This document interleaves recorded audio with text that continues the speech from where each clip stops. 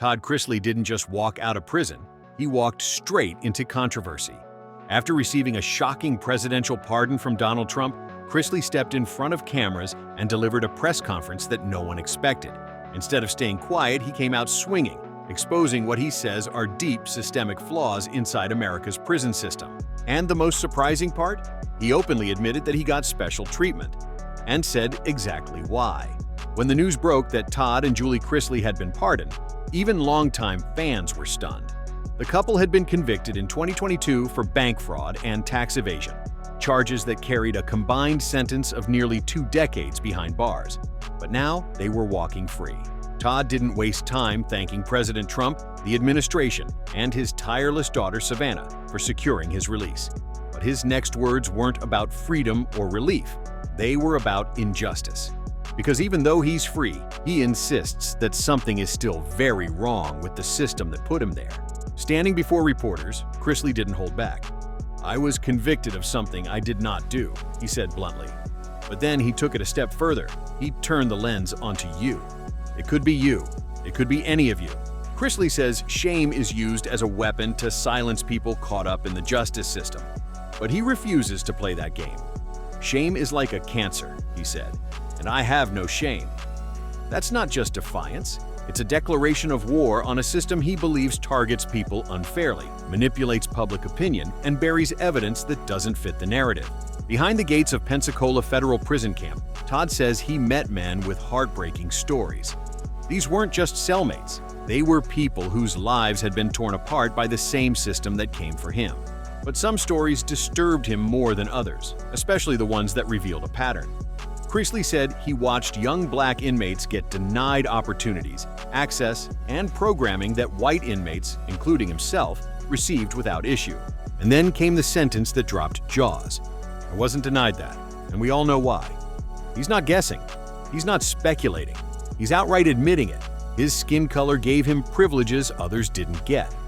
In a moment that was both uncomfortable and powerful, Todd Chrisley used his platform to acknowledge something most celebrities never would. White privilege behind bars is real. But while Todd was serving time, his daughter Savannah was fighting a very different battle. She became the public face of the family, traveling to Washington, D.C. over and over again, most times without a single meeting scheduled, just hoping to catch the right person's ear. She begged. She pleaded. She didn't care how she looked while doing it. She refused to accept no as the final answer. "People think because we're white and famous, we had it easy," she said. "We didn't. I had to fight like hell." And now she's making it clear, her fight is far from over. According to Chrisley, the problems inside prison are just one part of a much bigger picture. He claims their trial was filled with misconduct, tainted evidence, and an agenda to make an example out of him. "It took 7 years to issue a formal indictment," he pointed out. "That's not justice. That's a takedown."